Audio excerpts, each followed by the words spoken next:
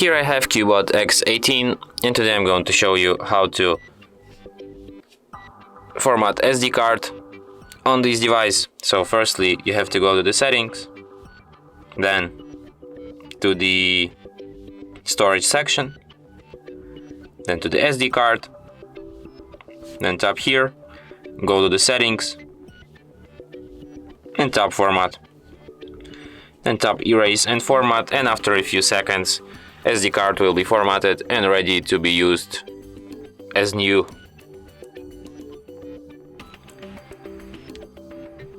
And that's it. Thanks for watching. If you find this tutorial useful, don't forget to hit that like button and subscribe to our channel.